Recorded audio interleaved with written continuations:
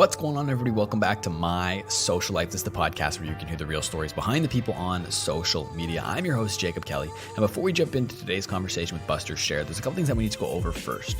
Number one, if you enjoyed today's podcast, please consider leaving a rating and a review. The more positive ratings and reviews we get, the more it helps to find the show, and it really helps to grow the community that we're developing here. And if you're one of those people that have recently found the podcast, welcome. I'm very excited to have you here. Make sure you subscribe and stay tuned for future episodes. And to everybody listening, make sure you screenshot this, post it to your Instagram story, tag at the Jacob Kelly and at Buster, and I'll feature you on the account and send you a message as well. And one other thing before we get into today's episode, if you've been listening to the podcast for a little while, you might recognize Buster, as Buster was on the show almost a year ago. So he is the first repeat guest I've ever had on the podcast. So it was a fun and interesting challenge for me to do a follow-up interview, because typically my episodes are narrative based. So it's about the person's story from point A to where they are now. So if you're looking for that on Buster, go back. Episode number 23 is my first conversation with Buster, so where you can really hear his story, his origin story. And today is a follow-up. So we're talking about everything that's happened since we last recorded an episode of the podcast, which is a fun and exciting challenge for me. So I'm very excited to present to you my second conversation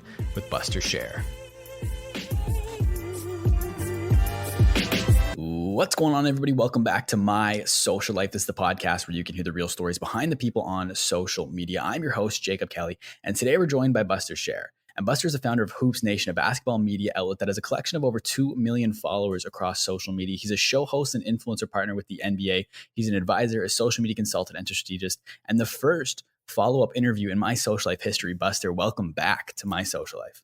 I was wondering if it was the first one, and that makes me very happy. Thank you for having me again. Yeah, it's my pleasure. So yeah, the first follow-up, I've had Hayden on, who you would have met when I was in New York City. He's been on the podcast a couple times, but it's only been one time in an interview setting. So I'm excited. This was like an interesting challenge for me, because my podcasts are very narrative based. I kind of walk people through the story of whoever my guest is, from kind of like square one all the way to where they are now. But we've already done that. So it's a bit of a challenge for me to come up with new things to talk about that isn't just about your narrative. So where I kind of want to start is, what have you been up to since we last recorded, which was almost a year ago now?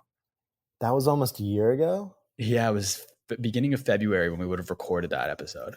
That's crazy. A lot of stuff, a lot of new stuff. I'm trying to pinpoint exactly what would be most interesting. A lot of the same stuff as well. Obviously, Hoops Nation, still going strong. In the meantime, started on TikTok in, trying to think, probably August or September, and it's going to pass the Instagram within the next month probably. So it will have hit 1 million in, knock on wood, in 5 months, whereas it has taken the Instagram 3 years. So that's definitely an update on the Hoops Nation front. Launching website versions soon with articles and whatnot. Actually, this 2020, I'm launching my own personal YouTube separate from my podcast, which will be cool. Doing a lot more consulting for a few different companies, digital strategy. Launched Cards Nation, which is the sports card affiliate subsidiary underneath Hoops Nation. Presidential campaign is going very strong. Done a bunch more speaking. Yeah, everything is really good. Yeah, I'm pretty happy with everything. That's awesome, man. So I'm kind of going to unpack everything that you said there for the first probably half of the podcast before we get into some other stuff. So where I wanted to start was with your podcast, The Buster Show. So kind of ultimately, what led you to decide to release your own podcast? Because it's too easy not to. That's really what it came down to, right? Because I want more original content, and I want it to have a collaboration as one of the key pieces of that. And I love talking to people. So why not do that and, film it? And I do them with my friends, with people that I want to be friends with and whatnot. So I have a lot of fun with it. And yeah, it really came down to it just being too easy not to. And the time is just so right as far as where I see the podcast industry going. And I love it. I enjoy it. So if all of those things are true and stay true, I'm going to keep doing it forever. That's awesome. So how have you found interviewing people? Because it's like, do you find it's just like having a conversation? Do you have to do a ton of prep work? Like, what's your process for that look like? I'm very different from you in the sense of I do no prep. I have never prepped for a guest. That's awesome. I mean, like I wish I could do that. And I've talked to other podcasters that can just, could they do it off the cuff? And like, I just think with my personality type and the way that I need to prepare, like winging it, I could probably do it, but I don't think it'd be as structured as I'd like it to be. So I'm a little bit envious of the fact that you could just kind of sit down and crank out these awesome podcasts. But how has it gone so far? Like in terms of like, is the download and listenership kind of what you're hoping for? Is the content coming out of it everything you'd hoped it would be? Yeah, I think very long term in when it comes to numbers and whatnot. It's done great. Whenever I want to make a push and get it in the charts for sports podcasts, I can do it and it's fun. But I'm very long term thinking, whereas like the first 40, 50 episodes are very foundational, to where then I can create a one pager and then start getting, the real, so-called bangers on, because that's when it'll get really interesting. But to your point before, I think there has to be both, right? Like I enjoy, from a listener perspective, more structured podcasts a lot more because I respect the work that goes into it. But I know if I did that, I would do a very poor job of having a conversation because of who I am and like my ADD and whatnot. So I just know what is going to create the most fun for me and those listening. But me personally, I enjoy listening to structured podcasts more, and I enjoy being on structured podcasts the most. That's great. That works perfect for me. But I wanted to ask too, like looking kind of back when you were growing up, you wanted to be a broadcaster. So for kids today that kind of want to get into sports broadcasting or sports media to some degree, do you think starting a podcast for someone like that would be the move in 2020? I think starting anything, the problem with broadcasting is it's like an extreme version of what playing baseball is, right? If you play baseball, you play in college if you're good enough, and then you go to the minor leagues, and then you play around the minor leagues for a long time. I'm a fan of the NBA, where you can, in a couple years again, jump straight out of high school and do it, rather than do this foundational stuff that doesn't really make you as good as doing it for real wood, you know?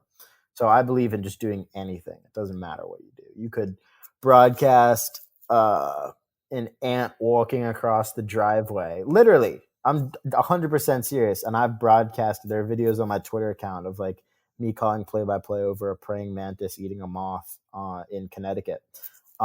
Just do whatever. Like, that is the point. Because if you don't, then you're in the position that I talked about before, and it's just not gonna happen for you in a semi-reasonable time frame. Like broadcasters only get their dream gig when they're like 40 if they've been doing it for 25 years. I'm not the biggest fan of that, as you can tell. Do you think that we'll get to a point, or maybe it's happening and I'm just unaware of it, where people are getting jobs by starting on Twitch and kind of doing a play by play and following along in the game with people live in the moment and kind of creating their own broadcast show of games that are happening without actually showing the game? So people watch the game at home on their TV and then they stream this broadcaster live on Twitch doing play by play over top of the game. So the problem with that is no two TVs are the same.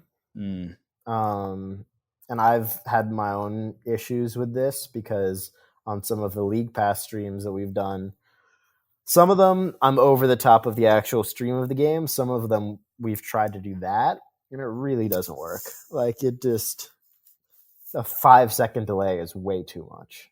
True. And it's out of control on either person's end. And if you're watching it online and on TV, it's just very difficult. I don't believe in that, but I think there is a lot of room for the internet to create broadcasters through practice.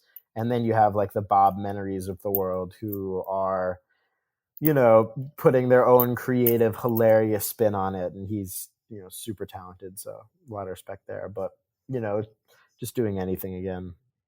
Mm-hmm. And kind of just back to podcasts, what would your advice be to people that are just starting their podcast today or about to start their podcast today? Like, what would your advice be to them? Would it like, do you have anything in terms of growth, or would it almost be to not focus on the growth and focus more so on the content you're putting out with your podcast? Always the content, because the content's going to end up doing the talking, quite literally. So I think you just have to have 1,000% of the focus there. And yeah, think about like growth and think about how to distribute it and whatnot, but it's really all it is. That's fair. And speaking of podcasts, I wanted to ask you about wanting to be on 365 podcasts in 2020, one a day. Why is that? Because I don't think anyone's ever done it before, so that's cool. But also, I think every podcast brings something different out of you, and to be able to aggregate that content over time so that it's in the database. Like I just believe in, for me personally, getting as much of my thoughts onto the internet as possible so that I practically live through vicariously through the internet, you know? So at least the good thoughts. So I think every podcast brings something different out of you, and that's a beautiful thing. So being able to have content from 365 different outputs and energies from you can result in a lot of great content, and it also leads back to my podcast, so it's also a marketing strategy for the Buster Show. Absolutely. And I was going to ask you too, though, with wanting to kind of have your thoughts out there on the internet from 365 different perspectives. Are you ever worried about changing your opinion 1, 2 years down the line, having people point back to me like, oh, you said this 2 years ago? Because I feel like we're seeing that quite a bit now where you say something a couple years ago and people come back and point that out. Are you worried with that happening? Like, how do you go about navigating changing your opinion on social media in 2020 and beyond? I'm looking forward to it. I changed my opinion in like 5 seconds, so and I do that. I'll literally begin an interview feeling one way, and if you give me a better reason to feel another way, I will change my opinion on your podcast. That's awesome. So I could care less, honestly. I'm looking forward. I want someone to ask me so that I can explain it to them. I mean, that's the best attitude to have when it comes to it. Yeah, I'm not worried about that. But if I don't think, knock on wood, I've done anything bad yet, but whew, if I did, that would be an interesting one to handle. That would be kind of fun as well, though. Would have to document that. For sure. I mean, like, I'm definitely on a similar page to you or wanting to be a guest on more podcasts. I don't think I'm going to be able to pull off 365 guest appearances. I'm aiming for about 50, so about one a week. And I'm going to use that too to like, when I, even if it's a remote podcast, I'm going to set up my camera and my setup and record myself on my end so that I can maybe pull like a 10-minute clip from that to post on YouTube and subsidize weekly YouTube content. So if I don't have time to film my own original content every week, I can pull content from these podcasts I'm appearing on, which doubles as a promotion for the podcast that I'll be guesting on as well. But with YouTube in mind, you mentioned earlier you're going to kind of launch your YouTube again in 2020. I know that's something we talked about last year. You wanted to go hard on in 2019. Is your plan to still kind of implement your Instagram strategy on YouTube in 2020 and try and drop like 10 videos a day, or kind of how are you looking at it now? I look at it a little bit differently. I think that works once there's structure, right? So like I think that'll Hmm. work with the podcast, and that's kind of what I've been doing with the podcast. And we have a new highlights channel for that, and I've been uploading every episode of the Buster Show on YouTube. But I think that's very applicable there. But on a personal channel, until you have the structure of quality content with high watch time, it's very unreasonable to think that one could do that. But I think that for someone like a PewDiePie who has the structure down and has everything down, it makes perfect sense for him to put out as much as possible. And I hope that I'm at that point. Hmm. I mean, if you look at right there, that's an example right there of changing your opinion a little bit and explaining it. So, I mean, we're already in that scenario we just talked about. But I like that. I think YouTube's something I've done a lot more research into the last probably 6 months, I want to say. And is there any like specific like type of content you want to produce around your personal brand outside of your podcast for YouTube that you kind of have planned right now? Yeah, it's a bunch of different things. One is going to be a weekend show where I spend a lot of time in other cities, so doing little 2-day video series with a cameraman with me, just kind of documenting all of that. Go whether it's going to colleges for games or it's going out of the country and doing fun stuff. And then kind of tied in with that is going to be a new series called Dare Buster. I just uploaded a TikTok from the first one, which was doing the polar bear plunge in Connecticut day after Christmas. I was literally shaking after, but doing stuff like that. The next one's going to be ghost pepper, I think. I read, yeah, so the next one's going to be a ghost pepper. I'm going to do it with my friend. And yeah, so I'm just going to be doing really, really fun, stupid, harmless stuff as a Dare Buster challenge, as well as, taking on new, good, healthy challenges. I think one of them is going to be waking up at 4 a.m. every morning for a week and kind of testing that out. But just doing really fun stuff and filming it. There's going to be a lot of that. There's going to be a lot of social media videos. There's one of the first videos I want to put out is going to be called "The Average Influencer's Career is Shorter than an NFL Player's." So, and I think that would be interesting, because people don't realize how short. Like, everyone hates on the NFL because they're like, "Oh, these players don't play for very long. They have to save their money." The same thing is even more true for influencers. So I want to make a video. I don't think that's going to be the exact wording to it, but it'll be something along the lines of the average influencer's career is shorter than that of an NFL player. Well, I'm looking forward to that video because I actually had written, because you tweeted that yesterday or the day before, I believe. So I actually wrote that down on my notes to ask you about that tweet. So I'm looking forward to when that video ultimately drops. I think it's going to be really interesting and insightful for a lot of people, because I feel like a lot of people don't realize the life of an influencer, what it's really like. It's way too glorified, honestly, at this point. And I think that's great, because I read an article that more kids want to be influencers than astronauts now. And I love that. That is amazing. And I think anyone can do it. And I think literally anyone can become extremely successful extremely quickly and make a ton of money being an influencer and creating their own content, which is why I encourage it for everyone. But at the same time, I think it would be interesting for me to put together a 5 to 8 minute little mini documentary thing talking about it, with the rise and falls of platforms and kind of the best practices that go along with that for those who try to prolong their career and looking at some of the longest lasting influencers. And maybe it would be a multiple part thing, but it'd be fun. Yeah. And then with the idea that anybody can do it, and I saw like you can be famous overnight on social media. Do you think that if someone came to you with 0 followers and like paid you, could you get them to a point within 6 months where social media and being a content creator is their full-time job? Oh, 1,000%. 1,000%. I've done it for people. Really? So like what would just be like, obviously without giving away all the secrets, but what is some advice you'd have to someone in that position that wants to be an influencer? They're one of those kids that don't want to be an astronaut anymore. Like what would your best advice be for someone like that? Start messing around. TikTok is the easiest way to do it right now. Mm-hmm. There is a kid from every high school in the country now that has 100,000 followers on TikTok. That's very true. Yeah. It's crazy. Like the organic reach on TikTok is insane. And I was going to ask too. So you said Hoops Nation, you started late August, early September, and you're almost at 1 million followers now. Yeah, it's pretty ridiculous, honestly. I have some doubts about the validity of every view on TikTok, because I think loops are counted interestingly, and I think there are a lot of fake accounts on the platform that they created intentionally to make people feel better about being on so that they don't leave the platform. But as of right now, I believe at the very least it's mostly legitimate. So I feel good about it.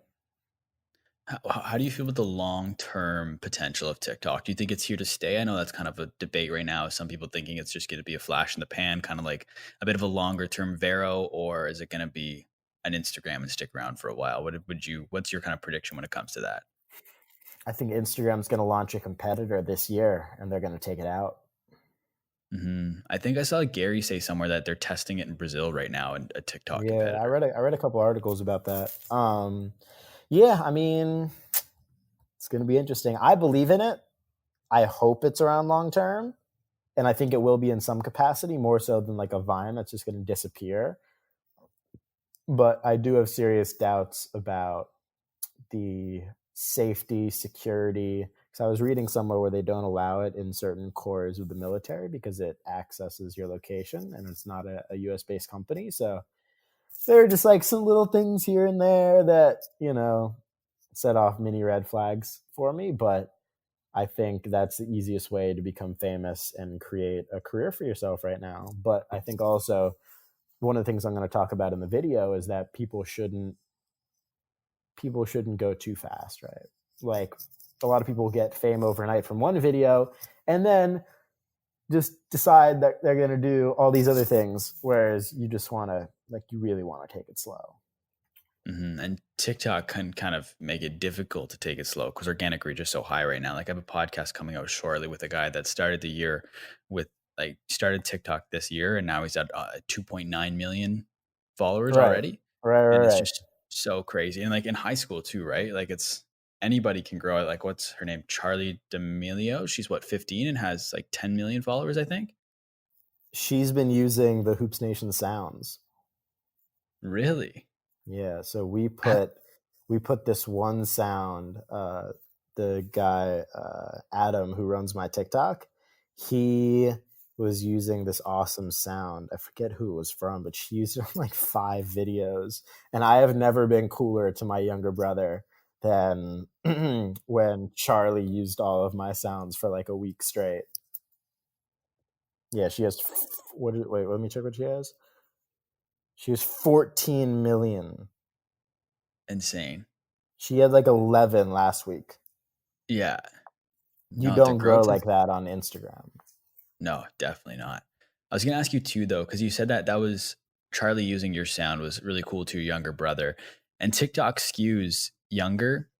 So, what would your advice be to an older demo that's looking at TikTok and not exactly sure how they fit in? Do you think they should just? I know, like obviously, if I were to guess, your answer would be just start messing around. But like, what would your kind of plan of attack be if you were coming at it with a bit of an older audience? Typically, what would your advice be for like a brand perspective? If a brand's jumping onto TikTok, how should they approach it? I think first off, there's always someone that's done it first or before. So finding those people and then just taking a look at that. And then I wish there was more to say, but you have to, at the very least, upload your Instagram stories on TikTok. At the very most, start creating original content or just slightly varying your original content to full screen. Use the trending songs and put text over the top of the TikTok video, not taking text from other platforms, and use some of the newest features. But that's just in-depth messing around. Mm-hmm. One other platform I was going to ask you about that I've noticed you started to use more actively last year, I guess now, is LinkedIn. So why was that something that you felt you needed to jump on and start putting a lot of content out on? My friend Swish has 100,000 on LinkedIn, and he was telling me one day that I have to do it. And the guy that Raheem, who runs Swish's LinkedIn for him, in addition to Swish, jumped on board to start getting me structured on LinkedIn. And I saw the value. It's very immediate. It's a very different tone. And I like being able to take that kind of content and push it on other platforms. Really, really good, smart feedback on everything from everyone there. So it's been really fun to post on there and start to build an audience in a different way on that platform. So I'm a big believer in LinkedIn, and I think virality on LinkedIn is a very real thing too. I've seen posts from my buddy Swish that have gotten 1 million views on LinkedIn, and that's not just 1 million TikTok views; it's 1 million views from business professionals. It's insane. That's just like when it comes to growth on LinkedIn, because it's a platform I've dabbled with and something I need to definitely take more seriously this year. When it comes to growth, do you just accept every person that connects with you, or how does that look like from your perspective? So a lot of people follow, and that doesn't require me accepting, but I accept everybody unless I know that I personally don't want to be connected, but I can't even think of when that has happened, if ever. Yeah, I accept everybody. That's fair. And then kind of transitioning over to Instagram here, has your strategy changed at all with it over the course of 2019 with organic reach starting to decline on it? No, my strategy hasn't changed at all. Not on Instagram. I still feel more is better. If like any platform, if you have the structure, more is better. With I mean, anything. If you have it like that, yeah, do as much as you can. true. Do you think that Instagram as a platform has hit maturity and will start to decline slowly overall in terms of users? And then do you think, like, as you kind of mentioned, that they're going to release a TikTok competitor at some point? Do you think we'll start to see their users transition over to that and stop using Instagram less and less? Or do you think it has the potential to make a comeback still and become kind of get back to where it was? I think the TikTok feature would be part of Instagram. I don't think Instagram is going anywhere. I don't think Instagram users are going anywhere. It's too intertwined with family and friends, and it's much more basic than TikTok. So people will be there. True. So, if you had to pick one platform to go all in on and not use any other ones in 2020, would it be Instagram? If I had zero on every platform, Mm-hmm. I would say YouTube. Does that count? Yeah, it totally counts. Why is that? Because you can do the most with it. Yeah, YouTube is the only platform that organically grows every other platform. That's why I believe in it the most. So when you say grows every other platform, like the followers cross-pollinate best coming from YouTube Organically. first? Yeah, organically. You look at anybody with a huge Instagram, you look at anybody with a huge Twitter, anybody with a huge Facebook, LinkedIn, whatever. They don't have huge other platforms more often than not. Whereas you look at people with huge YouTube channels, I have never found someone with a huge YouTube channel and not huge on every other social. Mhm. Why do you think so it works for YouTube? Why do you think it doesn't work in the reverse? Why do you think people don't go from LinkedIn to YouTube or from Instagram to YouTube? Because YouTube, it's very easy to promote that. You're selling you, whereas on each other platform, you're selling your content. That's what the difference is. Do you think Facebook has a chance to rival YouTube in terms of video? Because everything I'm seeing with Facebook is they're really starting to push heavier on long form video. Like through my work, they have like people at Facebook that work with people that manage the professional sports teams pages. So I've been able to have some conversations with Facebook and they send me some documents and stuff to go over in terms of channel growth or page growth. And everything that was there was pushing video, longer form video. If your video is under a minute, they're going to suppress its reach. Photo and photo and written content on Facebook is just considered bonus content now, and you should focus on long form video. So do you think that Facebook has potential to really grow the watch platform and go head to head with YouTube? I think Google is almighty because they own where it all lives. But I think for virality, Facebook is crazy. Like, for example, I have this one video of me crossing up this little kid and then like hitting a shot over my back. And someone put it in this compilation video. And I found it in 3 different places on Facebook. One of them was in a video that had 7 million views as of when I saw it. Just out of nowhere.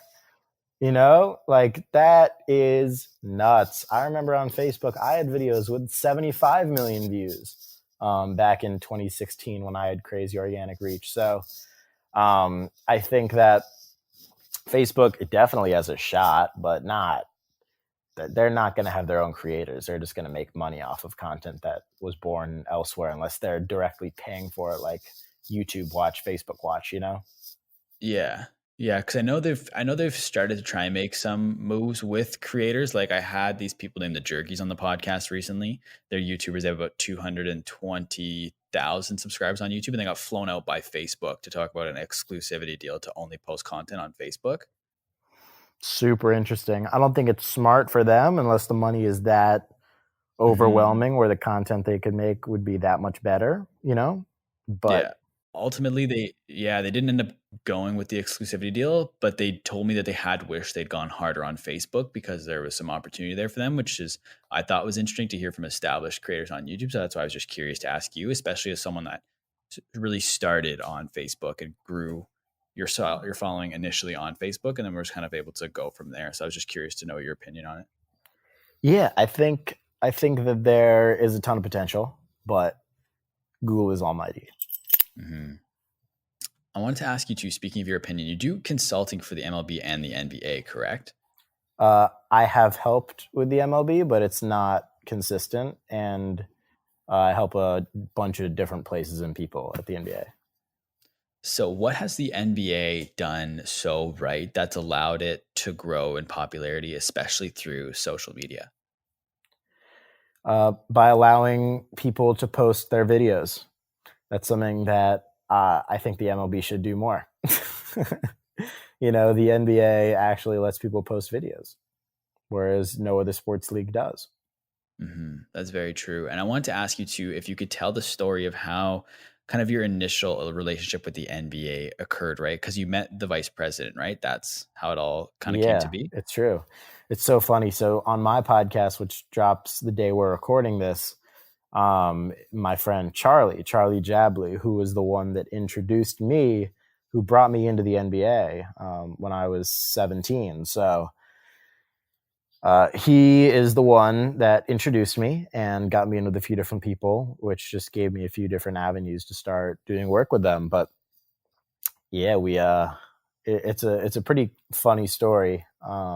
How he brought me in, they didn't even know I was coming, and they didn't really care until I started talking to one of the guys, and then he started calling in people, and then more people were called in, and then the VP was called in, and then they called the heads from every division, and then by the end of our meeting, we had the heads from every single department of the NBA listening to me talk about social. So that was kind of the start back in, I guess it was 2017.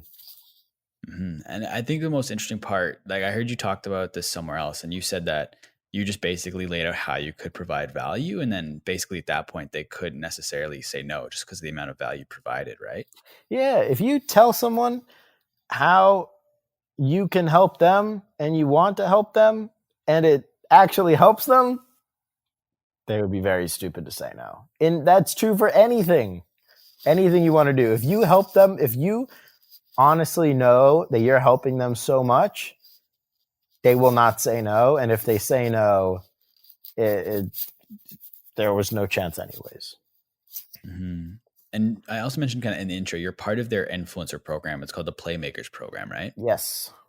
So what does that look like? Like, are you required to do anything? Like, what do you get in return? Like, what's that kind of look like as an influencer with the NBA? Yeah, it's an ad split on YouTube. So on my other channel, it's an ad split, and they bring a bunch of brand deals on top of that, and yeah, it's really great. It's a really great partnership. They allow you to access a bunch of NBA footage and have rights to that to use in any videos. So that's great. Yeah, it's a really, really good program. I'm a big fan of what they do. Have you made any more progress of getting into the Celebrity All-Star game? I don't know.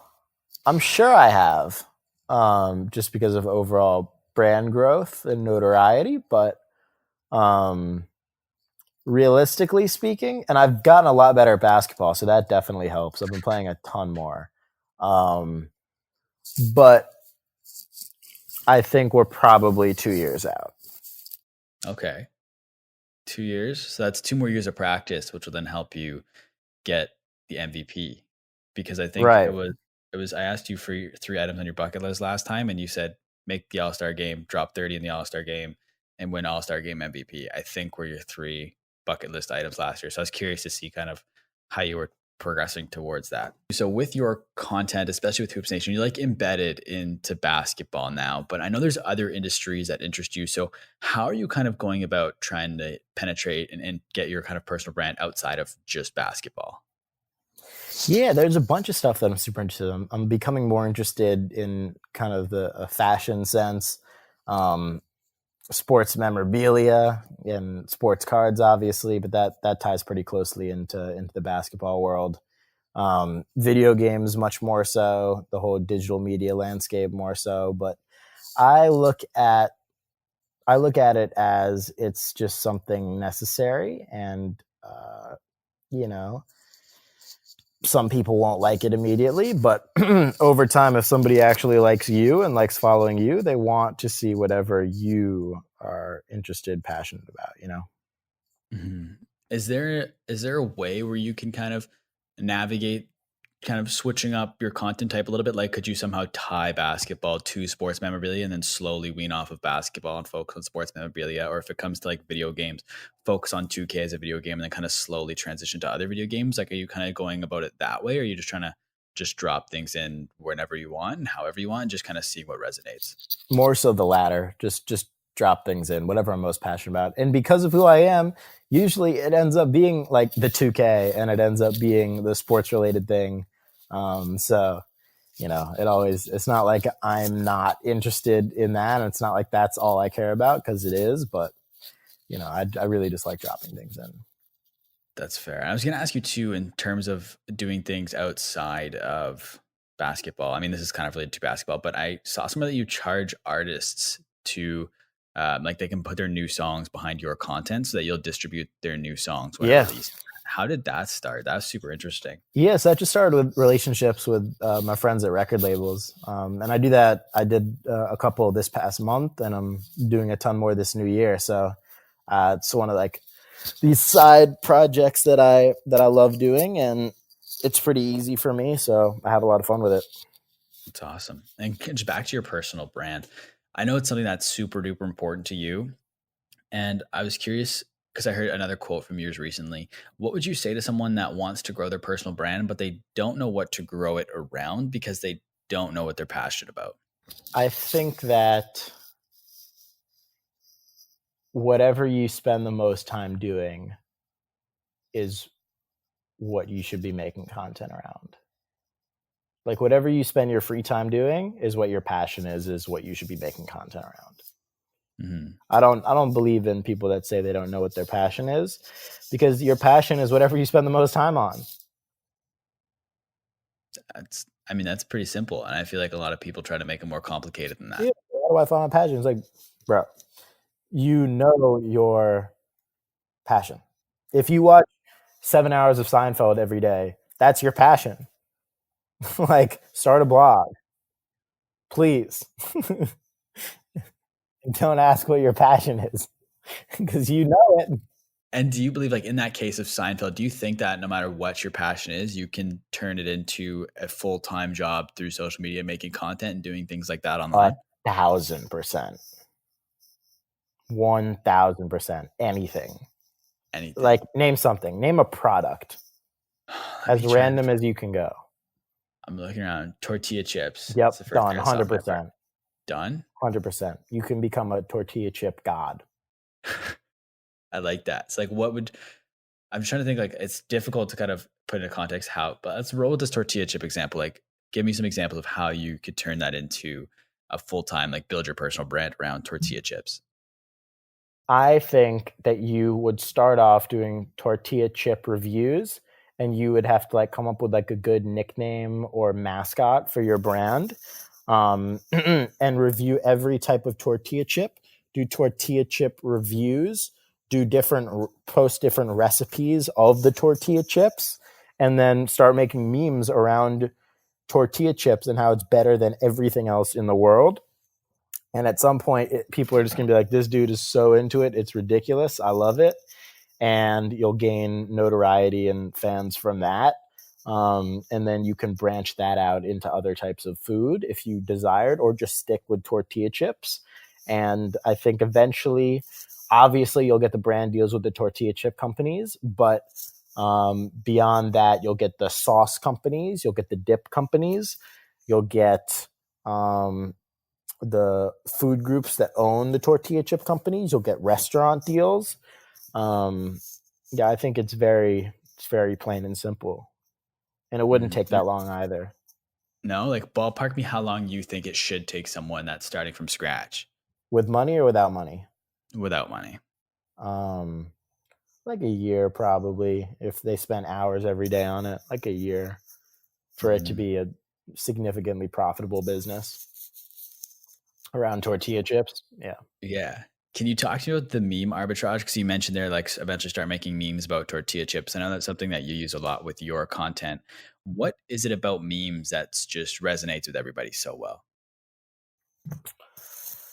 I think you want people to feel good about anything, right?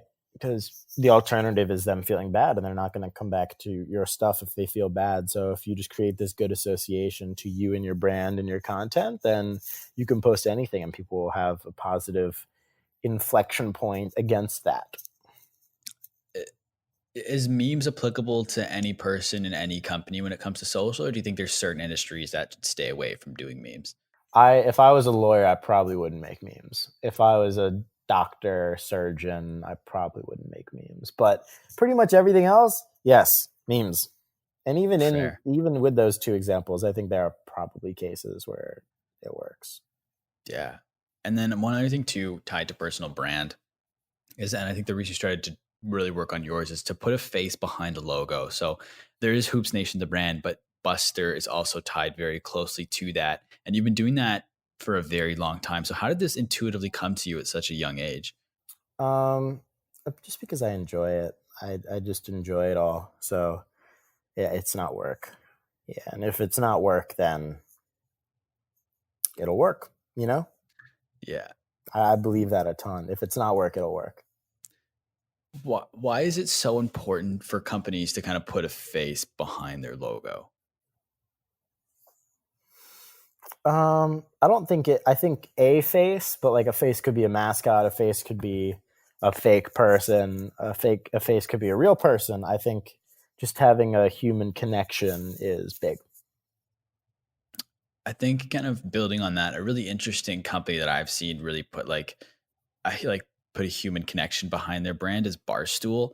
I think what they've Yes. done is they've almost brought in their influencer marketing in house, where they all their influencers work for Barstool as employees, whether they've groomed them through working from Barstool and putting out content, or they've hired on influencers. Like the example I always give is Ellie Schnitt, who had a couple 100,000 followers on Twitter, and then they hired her as an employee, and she kind of makes all her content for under the Barstool logo now. So like I think that's a really interesting one. Do you think that could be a potential down the line where companies kind of try to hire and or create their own in-house influencers to represent their brand as an employee as opposed to doing it as a brand deal or collaboration?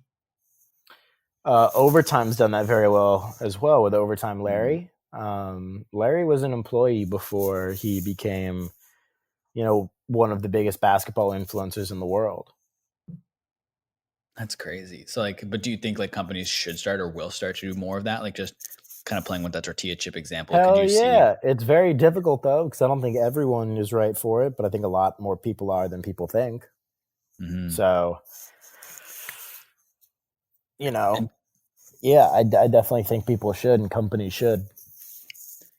and playing a little bit more with the personal branding thing and a face behind the logo. Talk to me about personal branding when it comes to individual athletes. In your opinion, do you think athletes are doing a good job with building their personal brands?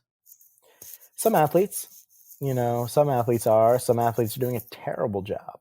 But in Mhm. general, I think those that are active do.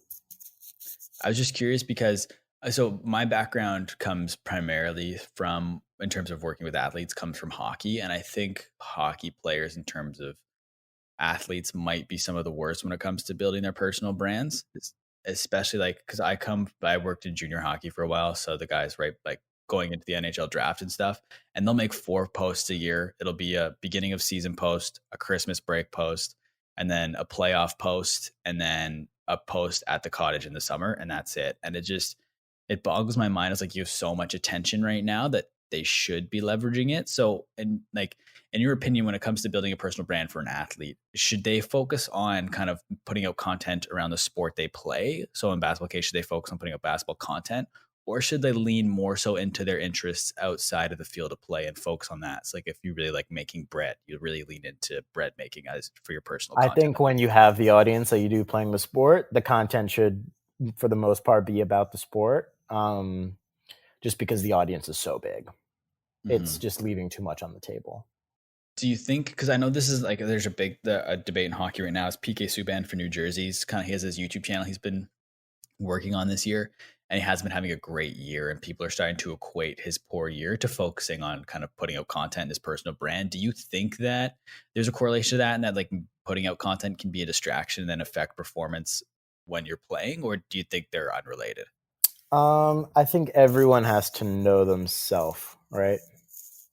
So like when you're sitting down with an athlete then, because I know you do some personal brand consulting with athletes, do you kind of more so instead of when in that first initial meeting, do you kind of try to learn who the athlete is and kind of their wants and needs when it comes to social and then kind of build a plan based off that? Yeah, wants is a huge thing, and like what they more so what they don't want, because I want them to do everything from the get, and then it's just like, all right, I'm just making sacrifices on their behalf. You know, I'm like, all right, you can't do this, like why? And then if it's a all right reason, I'm like, all right, cool. Can you do this? Can you do that? Can you do this? Can you do that? And then it ends up being like they only want to do a couple things. And, obviously there are a lot of things to keep in mind with professional athletes, especially big ones that have all these ad deals that you have to be careful and weary of, and who appears and what content and what logos are they wear. There are just so many nuances with content for people of that level that have deals that are, $100+ million apparel deals. So it's very, very, very, very touchy. So it becomes complicated quickly. Yeah. What are some athletes that you've kind of observed that are doing a really good job when it comes to building out their personal brand and putting out content? LeBron James is doing the best. The best. The best. You know why he's doing the best? It has nothing to do with his account. He builds up, and this is one thing that I need to do a much better job of.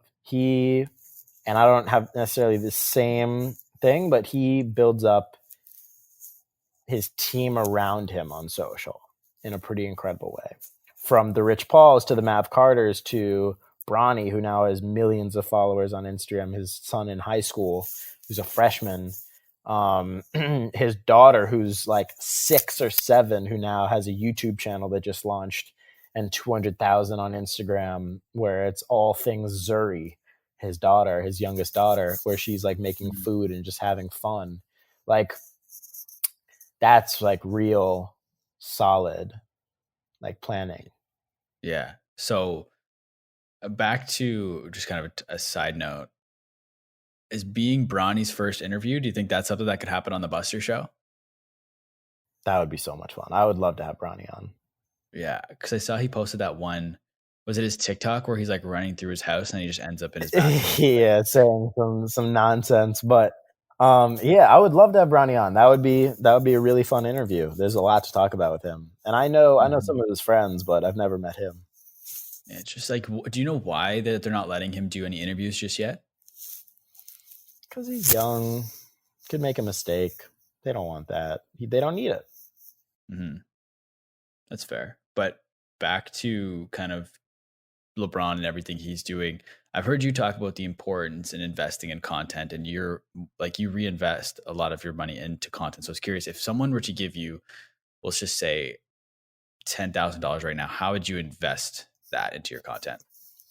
I don't know. I mean, you could go a bunch of different routes, right? Like if you're just beginning, you would go the equipment route, always good.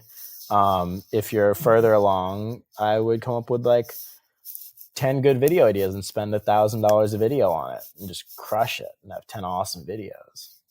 Mm-hmm.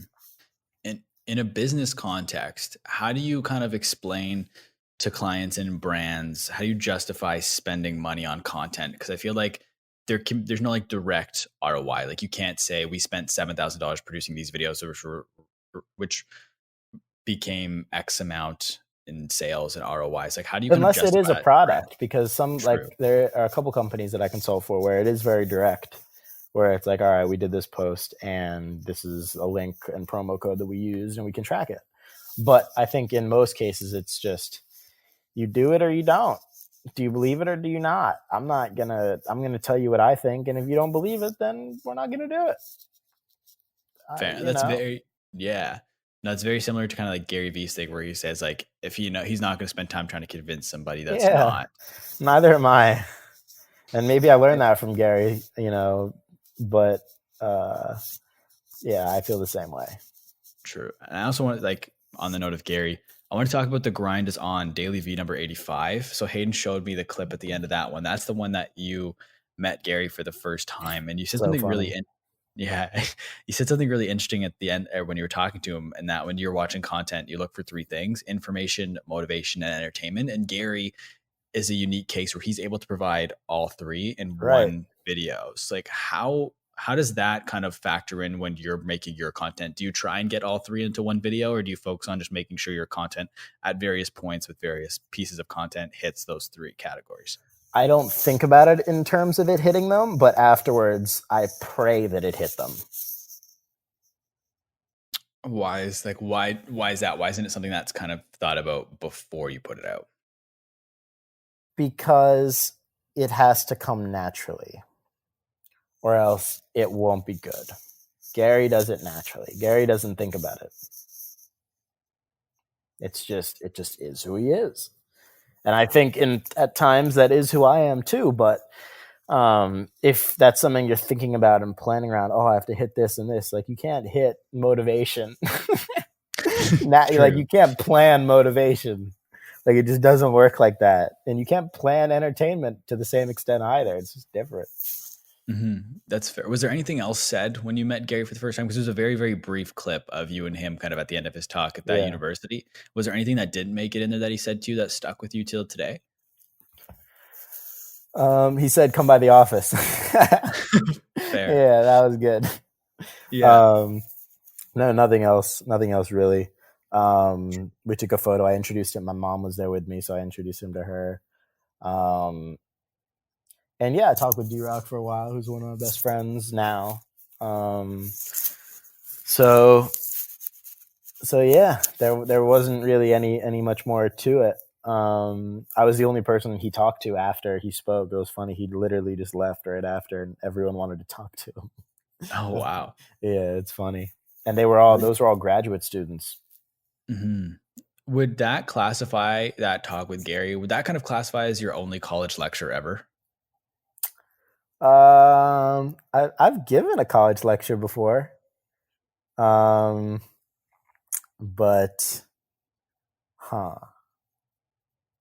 no, I don't know. Because that was as much of a lecture as like TED Talks that I've been to. Because I go to TED pretty much every year. I'm not going this year, but I will next year. And I went last year. Where that feels like a lecture, even though it's great and amazing and everyone's inspiring and everyone's awesome. But it's like, for me, sitting in a chair for 7 hours a day, listening to people talk in person, it's a lot. Fair. But with college, I heard you talk about somewhere that you cared a lot about other people thought of you not going to college when you were younger. And that kind of surprised me. Like, why was that an important factor in your decision making of whether or not to go to college? When I was younger, people cared.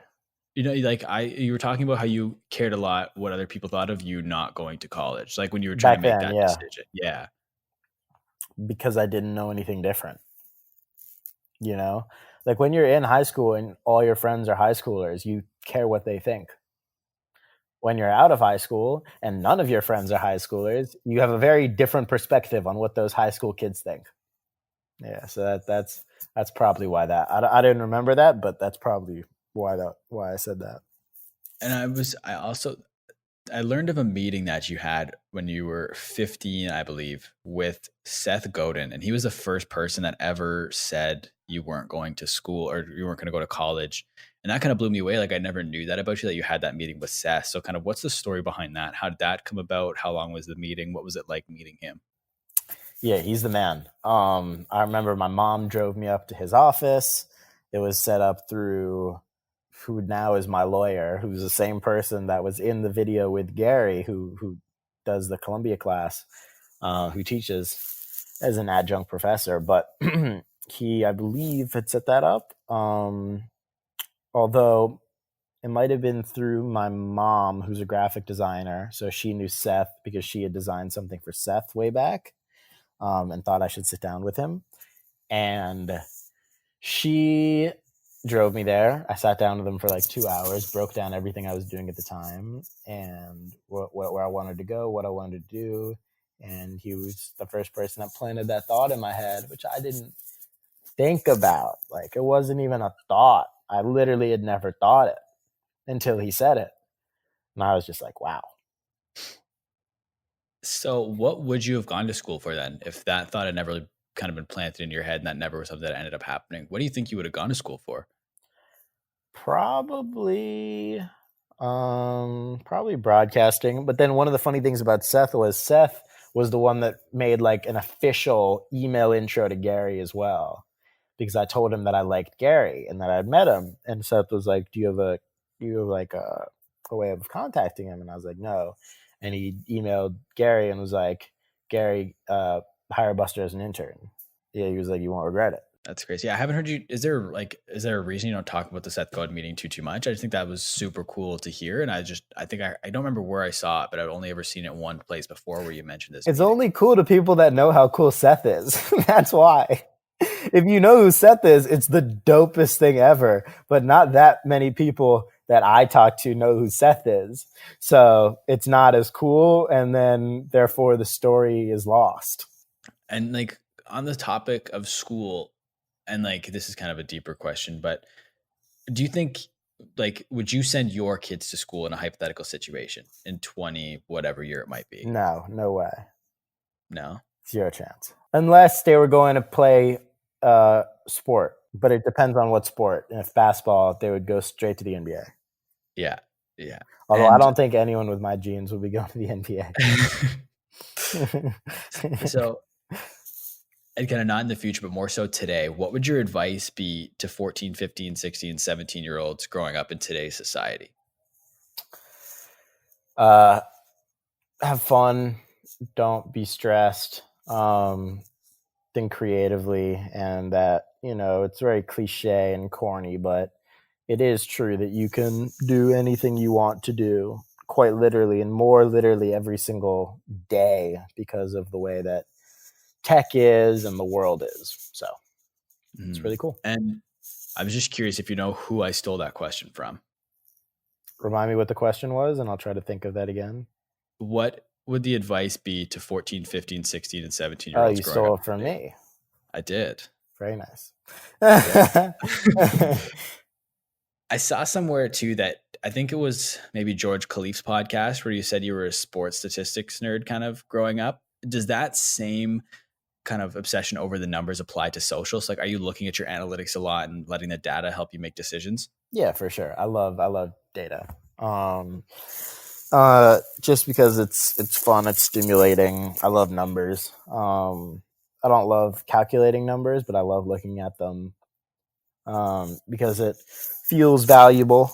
And yeah, but sports statistics have always been number one, and especially as I'm getting back into sports cards more and more, and kind of the market behind that, I care even more than ever. Like, I really care about game to game stats, like it's a stock market. Interesting. One other thing too that I heard you talk about that I could not agree more with is the importance of having a catalog when you finally blow up on social media. Yep. Can you get into why? Yeah, I think that if you don't have a catalog, you retain and then lose. Whereas when you do have the catalog, you retain and then they go deeper, and then you retain further and further and further and further, as opposed to a hard cliff drop. And so that also plays into like, that's the advice whenever I talk to people when they're just starting. I mean, I'm also myself, I consider myself still just starting, but is to just keep uploading content, because one, by constantly uploading, you're going to just get better and better. It's going to increase the likelihood that someone finds your content and finds your account eventually the more you put out. And then when they do find you, they have all this content they can go back and consume to become an even bigger fan than just watching the one video. And it's very true for me too. Like, I could have 100,000 people listening to my podcast, but I would choose one listener every day over that if my one listener is Joe Rogan or Barack Obama. That's another thing that I'm in. Like, I preach as well, as like, it's not necessarily about how many, but who is watching or who is listening. That's why I like LinkedIn. It's like you can get 2,000 views on a post, but those 2,000 views, you click on it and it's like, all right, half these people work at ESPN. That's a company that I've always wanted to do stuff with. And, you can get 2,000 views on Instagram, and I have nothing against 14-year-olds, but it's different. Yeah. But speaking of ESPN, what you've done that's different with Hoops Nation versus ESPN, whereas if you worked for ESPN, ESPN owns everything, including your show. But with Hoops Nation, everything you've done, you, as far as I know, own 100% of everything. This is So true. why is that? Why is that like something, a strategic move that you did? Like, why haven't you brought on investors? Why have you made sure you retained everything? And why is that important? It's important because no one else does it that way. There are only a couple, and they're all friends of mine who have large media outlets that they own outright, and they can post a video of them dancing in the shower if they want to. That's how I signify power, by the way, like ownership. Can you post a video of you dancing in the shower and no one says anything? If you can't post a video of you dancing in the shower, you don't have power.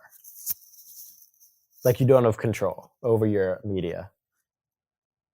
The dancing in the shower principle, I really like that. But I also, kind of going back to our previous conversation last year, you were talking about how maybe one day you would sell Hoops Nation, or that Hoops Nation won't last forever. So would you ever get to a point where you think you would sell Hoops Nation as a brand? Yeah, when my personal brand had all the same people and I was doing the same content.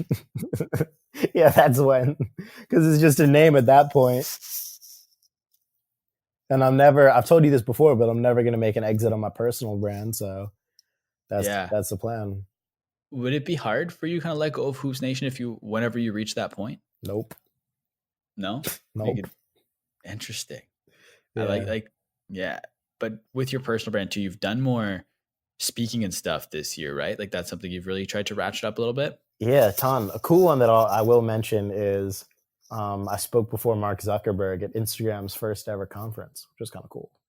I wanted to ask you about that. How did that come up? Like how did you land that speaking engagement? Bunch of emails and recommendations, and it happened pretty quick. I got the heads up 2 weeks before. So like, what do you talk about then when you go to, it was the Instagram Next conference, right? Correct. So like, what did you speak about there? How I use Instagram and how I use Facebook and how I use digital. And we even talked a little bit about community and TikTok briefly, but I showed people through my phone. I wish there was video. I was so upset when I found out there wasn't video of it afterwards, just like little tiny clips from people in the crowd. But it was funny, man. It was like they had me pull up my phone, like a parallel of my phone on the big screen. And then I walked them through my live phone. So I had to turn off every notification, every app, everything. But when I open Instagram, if Instagram is open, you can't turn off like DM notifications or anything. So it was all up. It was all, anything could have happened. And I went after the CEO and before a few people before Mark Zuckerberg. So it wasn't stressful at all. I was having the best time ever, but in retrospect, it probably should have been stressful. What, like, from your time at that conference, even from maybe speaking yourself or listening to other people there, did you have any like key learnings or takeaways from that time? Yeah, they have really great macaroons at Instagram. They do really good with the food. They treat their people right. No, I think in seriousness, I got to spend some time with their CEO, Adam Mosseri, and he is one of the chillest dudes ever. So it makes me feel really good about the corporate at Instagram. He's a lot cooler than some other people. And you also mentioned, just as you were kind of talking about your talk, where you briefly talked about, you said community and TikTok, and community isn't like, it is your physical community, but you were referencing the texting platform, right? Yes. How long have you been doing that? Like, what does it look like kind of from your side? Like, is it a number that's attached to your phone that all the texts go to like the community app or something like that? Like, what does That's it look like exactly from an actual? Yeah. They'll go to a separate app, which I have 100% access to and no one else does. And I see every text on my 917-970-2200 number. Do you have merch with your number on it? I've noticed a couple other people like Gary and Philip DeFranco have merch with their phone number on it. Did you get any? I got a tattoo of my phone number. Did you actually? Yeah, it's going to be on my forehead in a couple weeks. That's awesome. So why, like, what is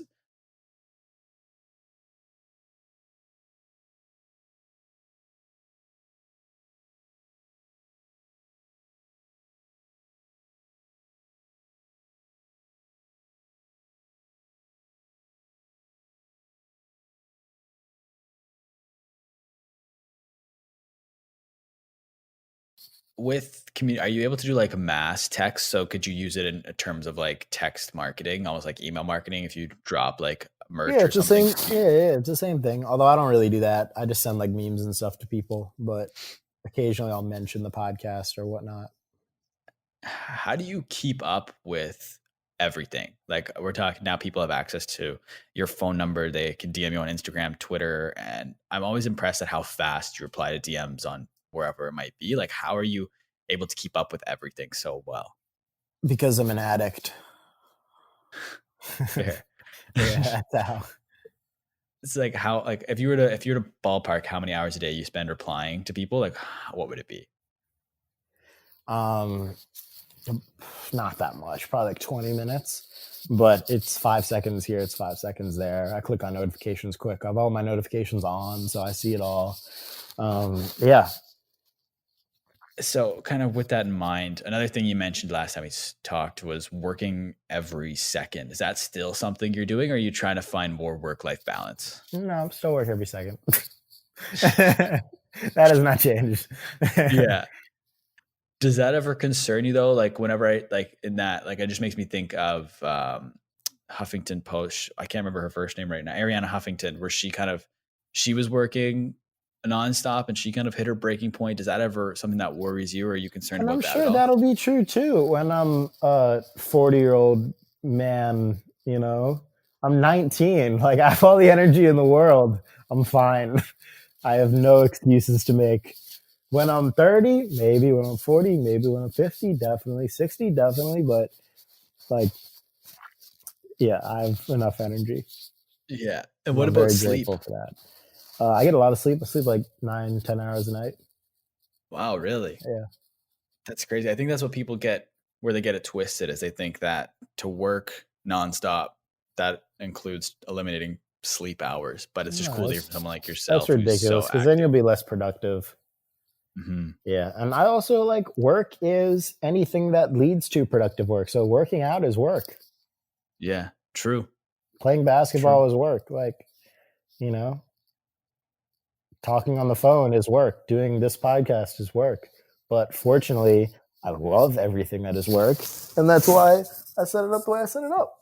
And speaking of things that you love, I wanted to ask you, you mentioned a couple times here is the new Cards Nation page. So why is that a separate page from Hoops Nation? And like what's kind of your vision for Cards Nation?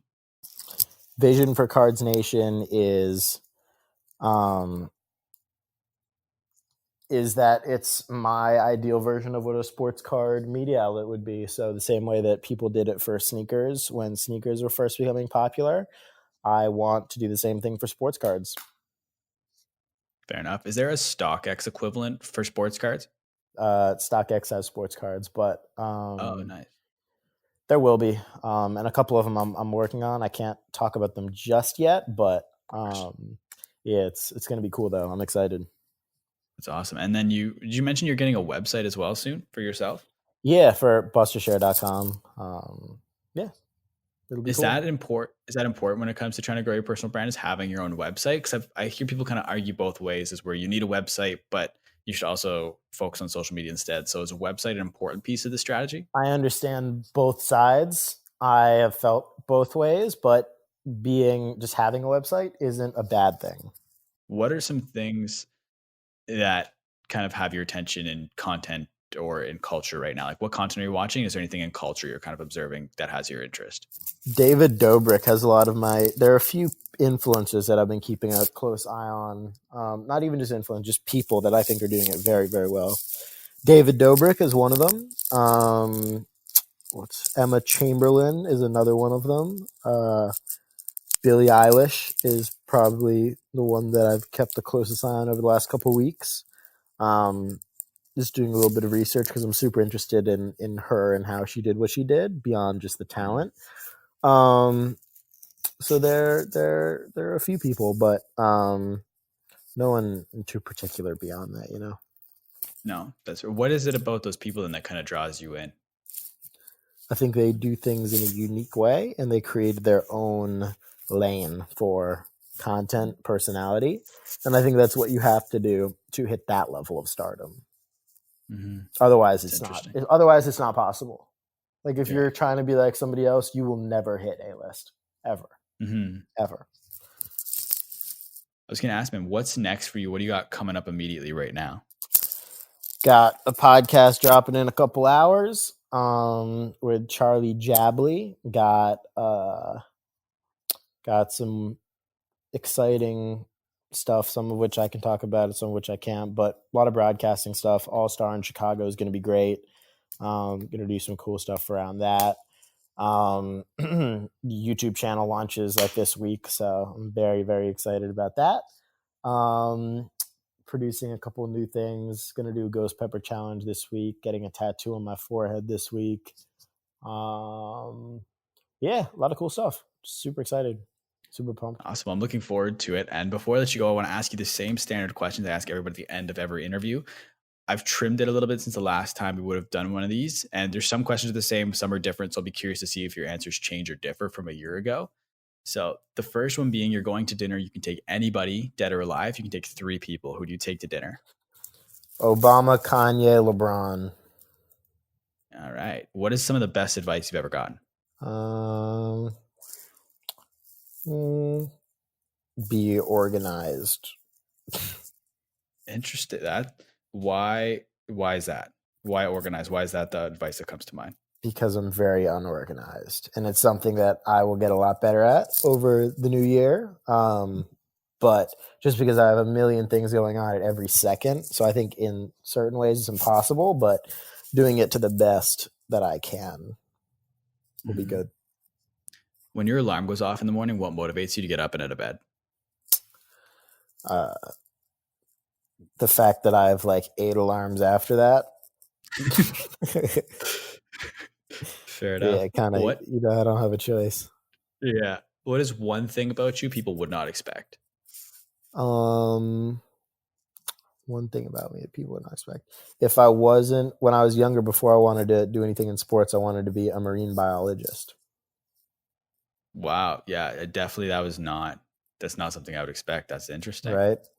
Yeah. Love the ocean. That's awesome. What is one thing that's so important everybody needs to know? That I'm running for president in 2020. How did that start? Where did that come from? Desire to be president in 2020. No, it was just some fun. I'm going to run legitimately in 2036. This is just foundational work for that, to be able to call back on. Yeah, I think that would be like, you just keep doing that work now where people know you can't run, but when you can run, everybody votes for Buster. Bingo. I'm going to Andrew Yang it in 2036. Playing the long game. Yeah. The longest. For the last, no one else is running a campaign 16 years in advance. No one. And I'm going to be running it for the next 16 years too. It's going to be the funniest ongoing joke. Yeah, but then it's not going to be a joke. Yeah, just like Trump. Yeah. Crazy. For the last question, I like to flip the script a little bit. So instead of me asking the question, it's you asking the question, but it's not to me. So it's kind of so pretend you have a crystal ball and you can ask this crystal ball any question and you will get the 100% honest truth answer. What is one question that you'd like to know the answer to? One question that I'd like to know the answer to is, if you could only, I'm trying to think of the right way to phrase this. If you could travel anywhere in the world for 2 days and that be your only vacation of the year, where would you go and why? But so, I mean, like in terms of if you could have the answer to any question, like personally.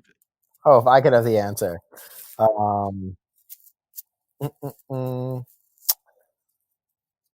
Is there life out there? That's what I would like to know.